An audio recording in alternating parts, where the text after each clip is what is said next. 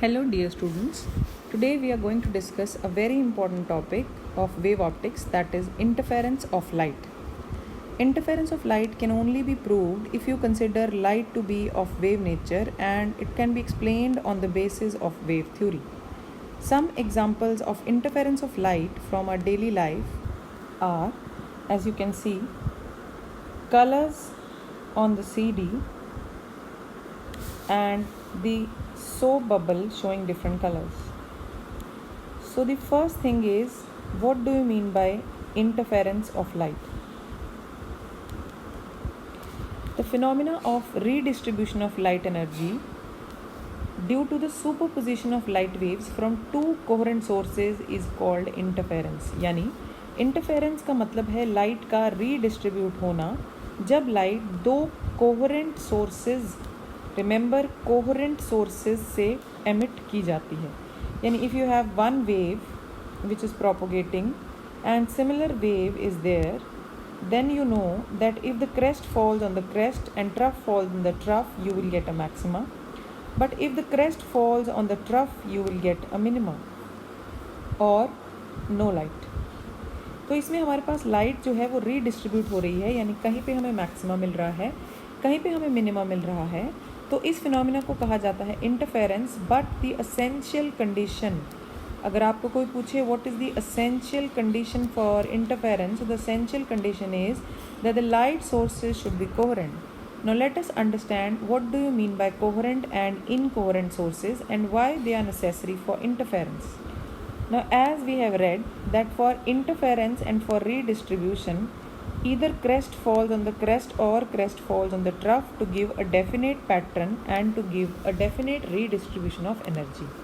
Now coherent sources, as you can see in this diagram, are those sources which are having same frequency, same wavelength. Their amplitude may be different, but they must have a constant phase difference or no phase difference. तो उनके बीच में एक constant phase difference होना चाहिए या फिर कोई phase difference नहीं होना चाहिए.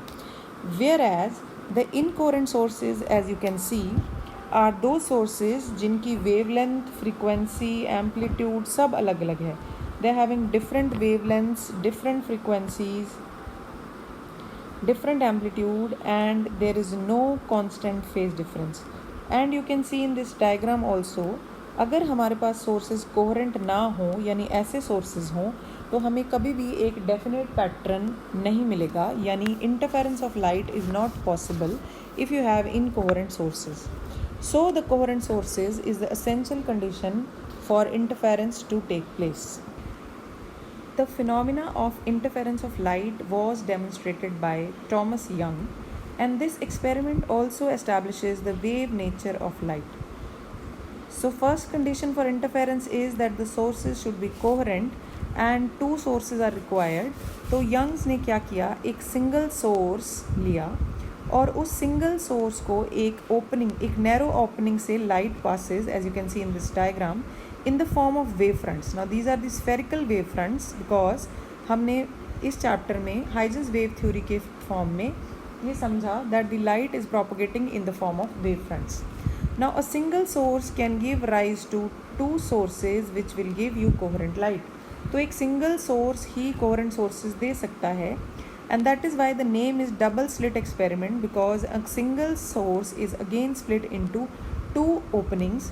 और यहाँ पे हमारे पास S1 और S2 दो ओपनिंग्स हैं जहाँ से लाइट जो है वो in the form of wave आगे आगे प्रोपोगेट कर रही है. And now you can see you have wave fronts which are propagating, and at some point crest is falling on the crest, and at some point trough is falling on the trough, and at some points crest is falling on the trough.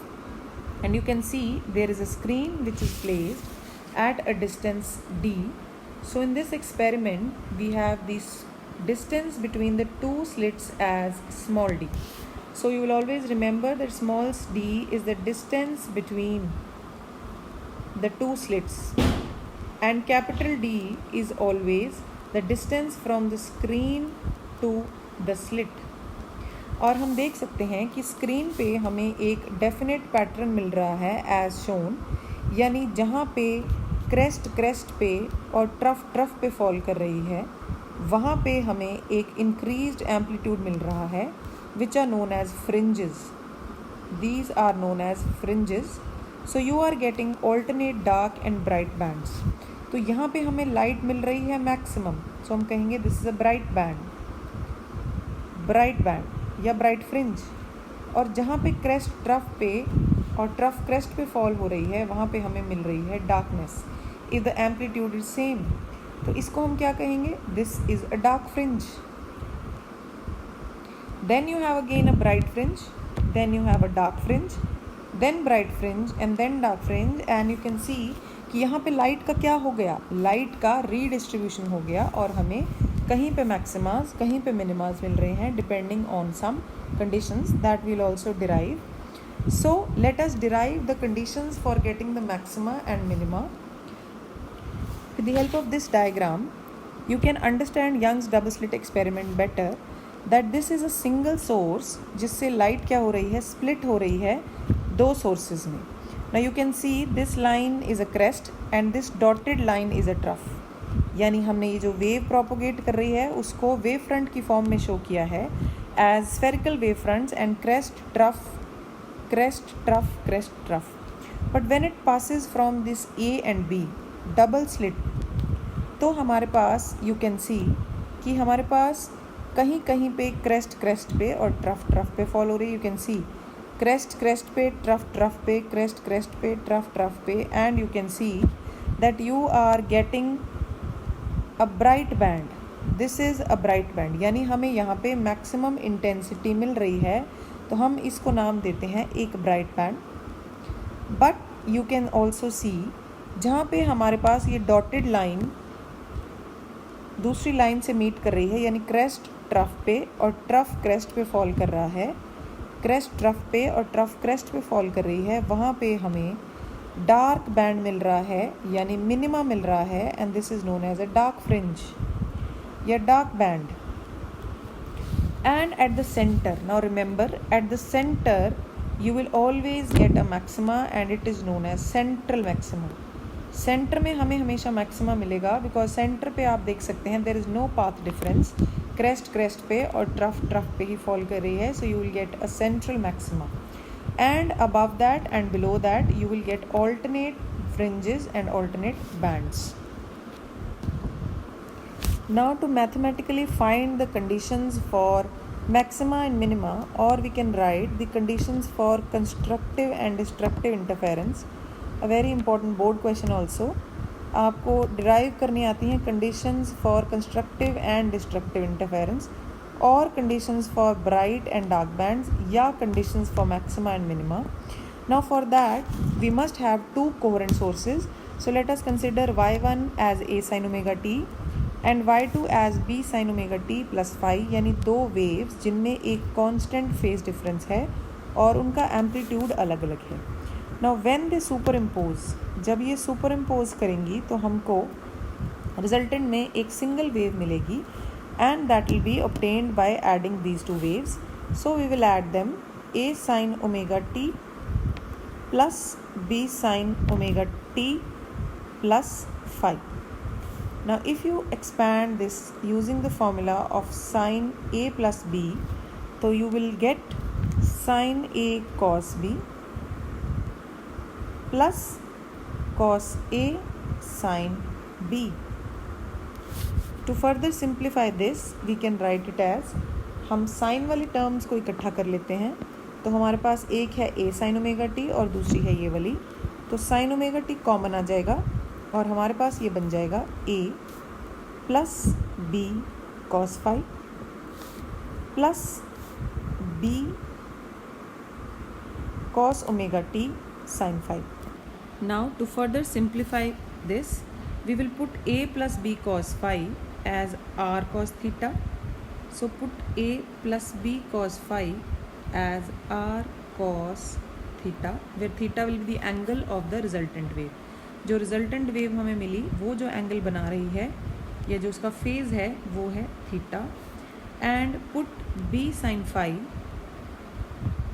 as r sin theta तो हमारे पास resultant equation यानी जो resultant wave की equation बन जाएगी वो बन जाएगी r cos theta sine omega t plus r sin theta cos omega t, and we can write it as again sin a cos b plus cos a sin b का formula, तो r common, and sin omega t plus theta. So this is the equation for the resultant wave after the redistribution of light energy. So this is the resultant wave. अब हमें कैसे पता लगेगा कि हमारे पास maxima कब आएगा और मिनिमा कब आएगा, तो वो हमें मिलेगा इसके एम्पलीट्यूड से, यानी this r. So to find the amplitude r, we have equation 1 and 2, and what we'll do, square and add equation 1 and 2. When we'll square and add, you will get r square as a square plus b square cos phi plus 2ab cos phi plus b square sin square phi. और ये हमारे पास बन जाएगा cos square phi and sin square phi 1, तो a square plus b square plus 2ab cos phi is equal to r square, or you can write r as under root of a square plus b square plus 2ab cos phi. And we also know that the intensity is directly proportional to square of the amplitude. So the intensity of the resultant wave, since intensity of the first wave is directly proportional to a square, intensity of the second wave is directly proportional to b square, तो इसको solve करके हमारे पास जो intensity of the resultant wave की equation है वो बन जाएगी आई ए प्लस आई बी, या फिर हम इस केस में लिखेंगे I one plus I two, because we have considered I one. तो I one plus I two plus 2i1i2 cos phi. This will be the equation for the intensity of the resultant wave. To find the maxima and minima, resultant r is given as a square plus b square plus 2ab cos phi. Now this will be maximum. That means first we will discuss the condition for constructive interference, or you can say to obtain bright band, bright fringe, or you can say for maximum.